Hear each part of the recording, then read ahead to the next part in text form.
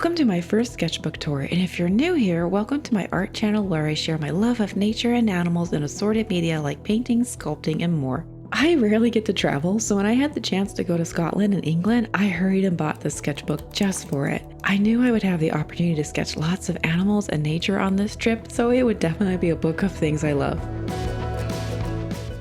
The first two spreads are warm-up pages to test out the paper before I left, and also to get used to the smaller size. Most of my sketchbooks are 8.5 by 11, so this is small for me. I always have various art goals, and one of them was to draw more for myself this year and get back into keeping a regular sketchbook practice. This book is meant to be a safe place to experiment with different materials, techniques, and observational drawings.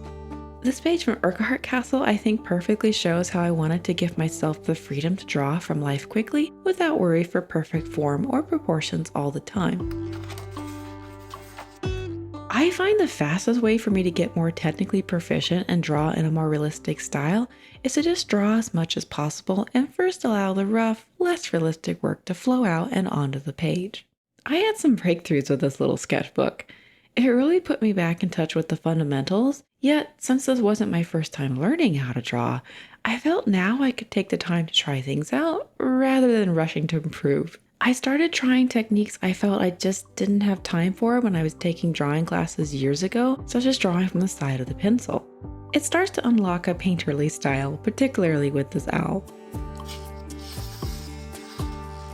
I have been painting a lot more, and I'm finding the more I paint and draw, the more they inform each other. My paintings got better the more I drew, and now my drawings are starting to look more like my painting style. It's kind of fun to watch that evolve.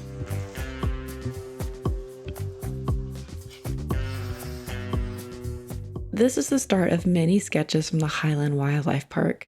This first page was drawn from life, and the others are from my photos later that night in the hotel. This was such a cool place to draw. The exhibits were huge, so it was a lot like seeing these animals in the wild.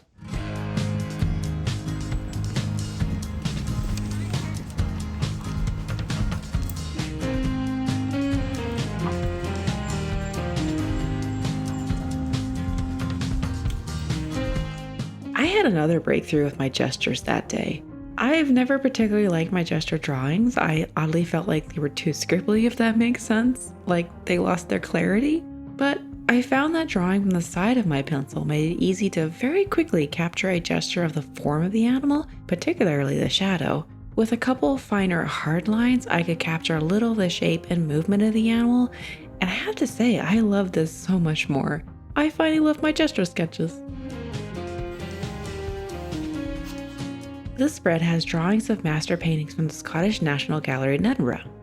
These are just really quick studies to capture what I was feeling or what stood out to me. So it's kind of like the drawing version of a couple scribbled notes, and what I really love about it is it forced me to really look at and appreciate the artwork. It would have been so easy to walk up, snap a picture, and walk on to the next painting, but these quick sketches help make my experience more permanent in my memory and help me see things about the artist's work I might have missed otherwise. It's like drawing-led meditation. Same thing here. I love how angular the artist's brushstrokes were. The hands and gloves were almost abstract compared to the delicately rendered face, and so I tried to capture that forceful, angular abstraction in pencil. It was a really different way of drawing for me. Of course, I had to draw cute cows. Again, instead of trying to replicate the whole painting, I just wanted to capture a little of what I loved about the cows and challenge myself to create a feeling of light, shadow, and form with 3 pencil colors. I'm not great at coloring with pencils yet, so this was a good practice for me. I'll get there someday. These next few pages are from the National Museum of Scotland. I was so overwhelmed by this museum. There was just so much natural sciences and art and design and sculpture, and I just didn't have time to explore everything I wanted. I tried though, I tried really hard.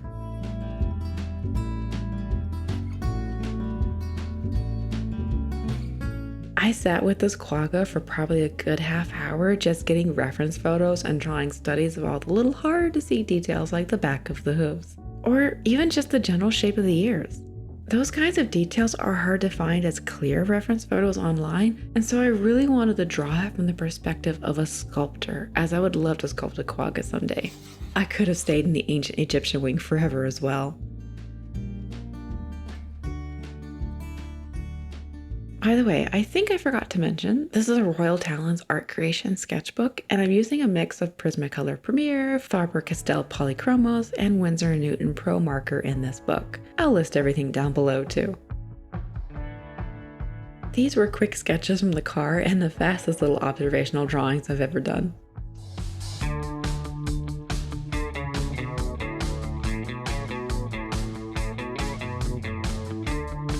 And this was from the Kew Royal Botanical Gardens in London, as was this one.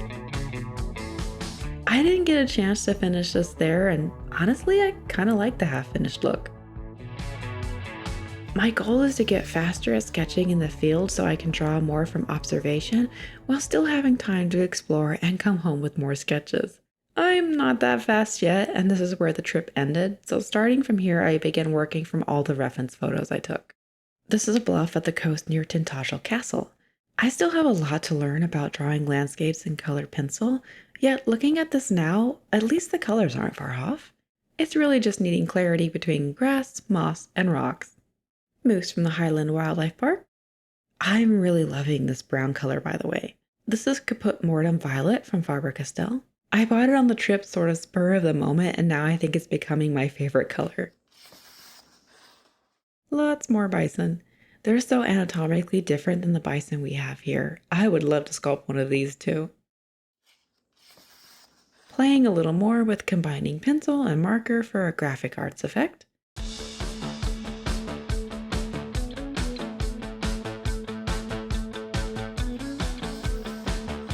I had so much fun drawing this caribou, such fascinating hoof anatomy.